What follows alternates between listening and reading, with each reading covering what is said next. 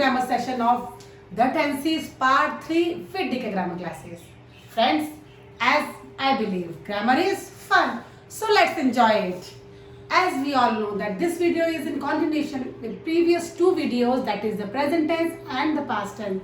So here I'll start the future tense and all the four kinds of future tense. Now let's start with the future tense. So here we have the future tense. Before starting each future tense individually, let me tell you what the future tense is. So friends, the tense is used to indicate the activities that we believe or think will happen in future. These are called future tense sentences. So if we will talk about the indicators, the word that indicate the tense is future tense. These are tomorrow, next week, next year, next month, after 3 days, so next year. These all are the indicators of future tense. And before starting each and every future tense individually, let's have a look on all the four kinds of future tense. We have different four kinds of future tense. First one is simple future. Second is future continuous. Then future perfect and future perfect continuous. Here I am starting with simple future tense. Future tense simple means the action that will take place. That will take place maybe tomorrow, maybe today evening, means in future. The action that will take place, it will come under future tense. Let's have a look on its rules. Here we have rule for simple affirmative sentence, subject, then will or shall. Here we have two helping verbs that we can use in future tense. It is will or shall, then verb, first form, then object or object complement. This is the rule for simple affirmative sentences. And again the question arises, if we have two helping verbs, where to use will and where to use shall. Let me tell you. See, as earlier also I told you, we have three persons in English. First person, I, we, me, everything related to I. And second person means you, yours. Third person means anything, anyone. Third means other than I and you. These are third person. For example, he, she, it, they. These all are third person. So will can be used for all the persons, first, second or third. But if we talk about shall is the helping verb that we use with first person only, that is with I and we. But nowadays children, we see nowadays that shall is not in in very common use. So in place of shall also we can use will. It's grammatically correct. So let's see the example of simple future tense. I shall purchase a new car. Another example, they will sell their house soon. Means these things will happen in future. Okay, जो काम होगा, that is called future tense. If we talk about negative, again not we use after helping verb. So the rule is subject, will or shall, whichever helping verb you are using, then not, verb first form and object or object complement. Let's see the examples. Examples, my friend will not host the dinner this evening. Next example, we shall not skip the exams this time. Everything we are talking about future time. Now let's see the rule for interrogative sentences, means question sentences. As usual, helping verb will come in the beginning of the sentence. So here we have will or shall helping verbs. So whichever according to the requirement of the sentence, it will be used. Then subject, then verb first form, object and object complement. Children, this is interrogative rule. So if you see the examples, will she not come in the party? Question mark. Another example, who will help me? So simple future is very simple. Okay. All the rules I have told you, you have to go through the rules and its usage. That's all with simple future. Now next, let's move to future continuous tense. Future continuous or future progressive. Again, as the name suggests, continuous means the action is in continuity. But as we are talking about future continuous, so the action that will be in continuity in future tense. Or you can say This tense is used to indicate an action that will be in progress or continuity at the given point of time in future. That is called future continuous. Now let's see the rules. For affirmative, we use subject plus will or shall. Difference I have told you, we have to use will, we have to use shall, plus be and verb ing plus object or object complement. This is the rule for affirmative. Let's have a look on their examples. She will be cooking the food tomorrow at this time. Other example, we shall be visiting zoo tomorrow at 9 p.m. So this is future continuous affirmative. Now let's see the rule for negative. Negative means not sentences. Not is placed just after helping verb and the rule remains the same other than this.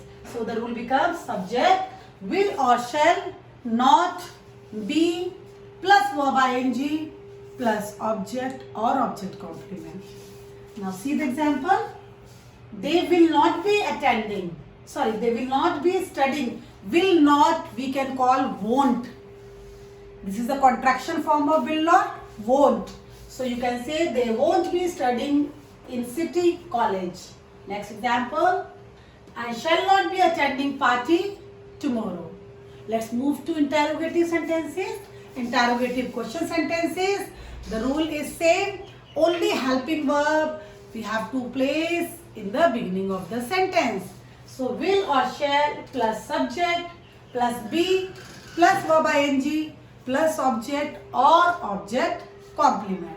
Let's have a look on the examples. Will this boy be wandering in the forest? Another example, how long will they be traveling? So that's all with future continuous tense. Now let's move to future perfect tense. Now future perfect tense. This tense is used to describe an action which will be completed at some point of time in future. हो चुका होगा in future. So what's the rule for that? Subject, will or shall, one of the helping verb according to the requirement. Then verb third form. As we all know, we always use verb third form with have. So verb third form will be used in future perfect. Then object or object complement. Now let's see examples. I shall have finished this work by tomorrow. Next example, they will have reached home by evening. So this is simple affirmative for future perfect. If we'll see negative, only not will be used, not will be added. The rule is subject, will or shall plus have, not. Then verb third form plus object or object complement. Let's see the rule examples. Your brother will not have read this novel before next Monday. Future perfect tense. Another example you can see. This was left. I shall not have written the letter by noon. Future perfect tense in negative sentences. Now let's see rules for interrogative sentences. Will or shall, then subject plus have and verb third form plus object or object complement. Okay, now let's see examples. Will he not have? Now see children, have, whether subject is singular or plural. With will we always use have. Gone before I reach. Next example, what will he have eaten before he sleeps? So I think future perfect tense is clear. All the three kinds of sentences, affirmative, negative and interrogative. Now let's move further to the last, future perfect continuous tense. Now in this tense, future perfect continuous, let's see.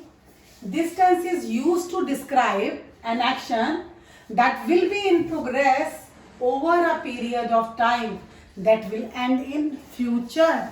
Means in future the action will be taking place, and when that action started, usually the time is given. Again, the rule, let's see. Here, subject will or shall according to requirement have been, as continuous word is there, so we will use verb ing, and object or object complement. In case time is also given, then we will use since or for allowed to indicate the time when that action will be started. So this is affirmative. Let's see the examples. At noon, Radha will have been singing songs for an hour. By next April, we shall have been leaving for the USA. See children, this future perfect continuous means action will be in continuity at some moment of future time. This is not very commonly used, but as it's a part of tense, we have to use it and we know its rules also. So now let's see interrogative rules. Before that, let's see negative rules. Subject will or shall, then have not been, verb ing, object complement. Again, if time is given, then you can use since or for. Let's see examples. Manya will not have been going to Kanpur for a long time. Another example. I shall not have been writing for half an hour. This was negative. Now let's see for interrogative. The rule is same, only helping verbs will be placed in the beginning of the sentence. So the rule becomes will or shall, then subject, have been, verb ing, object or object complement, since or for, and then if time is given. Let's see examples. Will she have been playing for some time? Another example. Why will you not have been going to school since 8 o'clock? So these were continuous tenses in future, that is future perfect continuous tense. That's all for future tense. So with this, I end my grammar session of the tenses part 3. I hope children this very important topic now clear, and but of course it will come with practice. So keep revising rules, keep practicing, but before that you need to copy down all the rules with you so that you can practice it, you can learn the rule, and eventually later on you can bring them in application in your usage. Now friends, please don't forget to do my worksheets that you can find in my description box. Till then, bye bye, stay safe, stay healthy.